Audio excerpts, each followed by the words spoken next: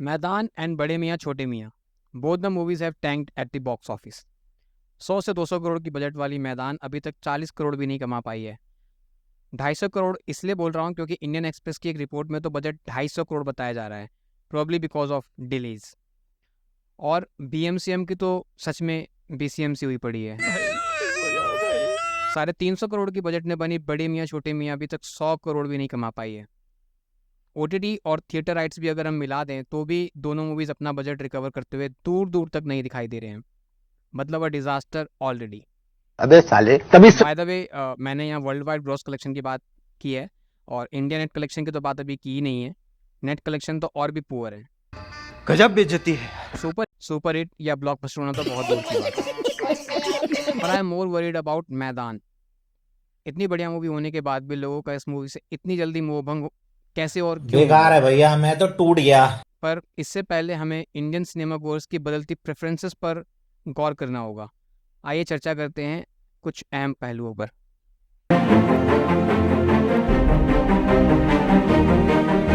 हाल ही में बनी अधिकतर बिग बजट मूवीज जिनकी स्टोरी लाइन में कुछ यूनिक नहीं था, उन मूवीज को जनता ने एकदम सिरे से नकार दिया, फिर चाहे वो कितनी ही बड़ी बजट की क्यों ना हो। बीएमसीएम, फाइटर, क्रैक, गणपत, योद्धा, ये कुछ लेटेस्ट एग्जांपल्स हैं। सराउंडिंग पाकिस्तान। अगर हम बीते कुछ सालों की मूवीज उठाएं तो अधिकतर देशभक्ति वाली मूवीज में पाकिस्तान को इतना पावरफुल दिखाने की कोशिश की गई है कि लोग अब इस बात को पचा ही नहीं पा रहे हैं। जिस देश के पास खाने के लाले पड़े हुए हैं उसे पावरफुल दिखाओगे तो लोग तो फिर ऐसी मूवीज को हल्के में लेंगे ही। पाकिस्तान से आगे बढ़ो यार।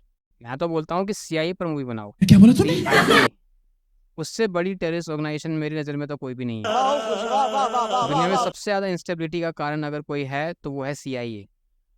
एक्सप्लोर दिस पर्सपेक्टिव और फिर देखो क्या मज़ा आता है। जब जब विलन ज़्यादा बड़ा और पावरफुल होता है तब तब स्टेक्स ज़्यादा हाई होते हैं और लोग ऐसे विलन को हारते हुए देखना पसंद करते हैं। क्या बढ़िया था गुरु। पर हमारे फिल्म मेकर्स तो वही भिखारी देश को अपना सबसे बड़ा दुश्मन मानकर खुश हो जाते हैं।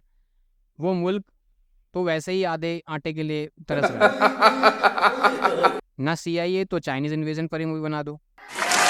अरुणाचल प्रदेश और आसपास के एरियाज को वो कैप्चर करते जा रहे हैं, इस पर मूवी बनाओ। क्योंकि भाई ये पाकिस्तान पाकिस्तान अब बहुत हुआ। अब आप में से बहुत से लोग ये सोचेंगे कि आर्टिकल 370 तो हिट हो गई, वो भी तो पाकिस्तान पर थी। लगता है जी नहीं, वो मोस्टली इंडियन स्टेट कश्मीर और कश्मीर के देशद्रोही नेताओं और सेपरेट बेस्ड थी। पाकिस्तान से ज़्यादा बड़ा रोल तो इन गद्दारों का था कश्मीर की इंस्टेबिलिटी में। और इस पहलू पर पहली बार मूवी बनी थी 5 साल में, आर्टिकल 370। लोग इन गद्दारों को बेनकाब होता देखना चाहते थे और इसी वजह से लोगों ने इस मूवी को थिएटर्स में जाकर काफ़ी दिनों तक देखा भी। अब कुछ लोग कहेंगे कि तो बस्तर मूवी क्यों फ्लॉप हो गई? वो तो ना ही पाकिस्तान पर थी और ना ही जिंगोइज्म था उसमें। अरे कहना क्या चाहते हो यार बस्तर मूवी पर तो मैंने एक पूरी वीडियो बनाई है उसके फ्लॉप होने के पीछे के रीजंस के साथ में, तो आई बटन क्लिक करके आप इसे देख सकते हो। फिर कुछ लोग बोलेंगे कि वीर सावरकर क्यों क्यों फ्लॉप हो गई? तो उन चमन मूर्तियों को मैं सीधे शब्दों में बोलूँगा कि Veer Savarkar is a hit movie now. 1 महीने से कंटिन्यू थिएटर्स में चल रही है ये मूवी विद डिसेंट ऑक्यूपेंसी, जो ऑक्यूपेंसी मैदान और बीएमसीएम की भी नहीं है। दिमाग खराब हो जाएगा मैं माँ। और ओटीटी प्लस थिएटर राइट्स का अमाउंट मिलाकर ये सुपरहिट की कैटेगरी में जाने वाली है। ऐसा कैसे? रुको जरा, सब्र करो। तो जो लोग मैथमेटिक्स की क्लास बंक मार दिया करते थे उन मूर्खों को बता दूं कि वीर सावरकर मूवी का बजट ओनली 20 करोड़ था। तो इसको हिट की कैटेगरी में आने के लिए अपनी बजट का 1.5 गुना 1.5x कलेक्शन जो है वो करना था। लगता है और अभी तक ये मूवी वर्ल्ड वाइड ग्रॉस के हिसाब से इससे ऊपर यानी कि 32 करोड़ कमा चुकी है। क्यों हिला डाला? Makes it a hit already. इसके बाद अभी ओटीटी प्लस सैटेलाइट राइट्स ये भी अभी कम से कम 10 करोड़ तो इनसे आने ही हैं। तो it makes the movie a super hit. यही नहीं, अभी और सुनिए। सबसे बड़ी बात है इस मूवी की मार्केटिंग में बेरली कुछ खर्च होना। आज के समय में बिग प्रोडक्शन हाउसेस मार्केटिंग के लिए ही कम से कम 50 से 60 करोड़ रखती हैं और कुछ मूवी का मार्केटिंग तो 100+ करोड़ भी चला जाता है। कौन है ये लोग? इसलिए उन्हें सिर्फ हिट का टैग पाने के लिए भी 2.5 गुना कमाई करनी पड़ती है। अच्छा, हमको सिखा रिया है। तो समझे मेरे सॉरी आई मीन बाहर। यार लोग ना बहुत पहले ही डिसाइड कर लेते हैं कि उन्हें इस साल रिलीज होने वाली कौन सी मूवी देखनी है और कौन सी नहीं देखनी।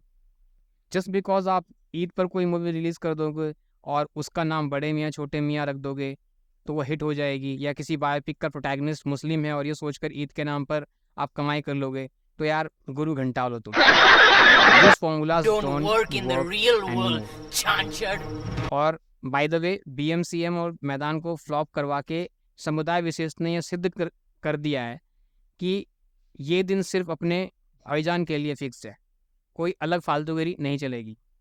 Literally a tight slap on secular Hindus. देखो यार, मैदान जैसी मूवीज अगर फ्लॉप होती हैं तो दुख होता है। दिल से लगता है भाई, आप समझ ही सकते होंगे। The lack of gap between secular. Ajay Devgan पर बात करने से पहले एक बार अक्षय कुमार पर बात करनी जरूरी है।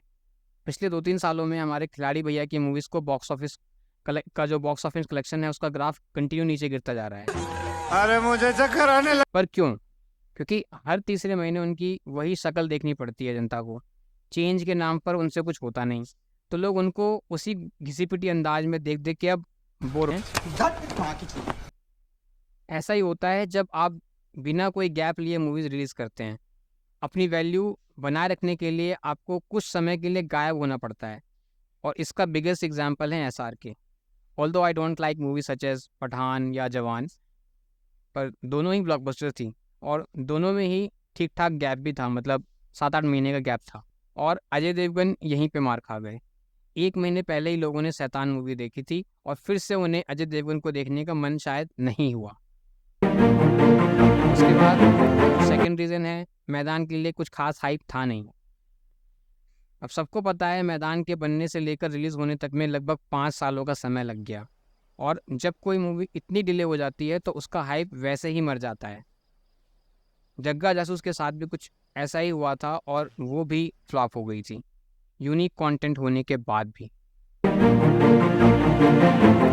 भारत की अधिकतर आबादी का फुटबॉल से दूर दूर तक कोई खास नाता है नहीं।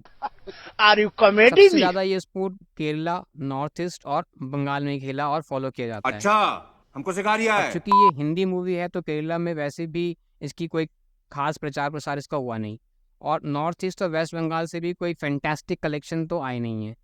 इसका मतलब बॉलीवुड, जिसे हम गलती से हिंदी सिनेमा कह देते हैं, कि मेन टारगेट ऑडियंस यानी नॉर्थ इंडियंस ही इस मूवी को नहीं देख रही है। तो फिर इस मूवी का फ्लॉप होना तो नेचुरल है। खत्म, bye bye, tata, goodbye. मैंने पहले भी बताया है कि कैसे लोग अब बॉलीवुड से स्टार पावर खत्म हो रही है, और लोग अब किसी एक्टर की शक्ल देखकर मूवी देखने नहीं जाते। There are lot of factors जिसके बेसिस पर ये मूवीज के लिए अपना टाइम निकालते हैं। Bollywood and its film makers need to introspect and find out why their movies are not doing business, नहीं तो ना दिन दिन ना। तो चलिए मिलते हैं नेक्स्ट वीडियो में, तब तक के लिए अपना ख्याल रखिए। मैं हूँ आपका दोस्त, आपका भाई विकास। Tata, bye bye.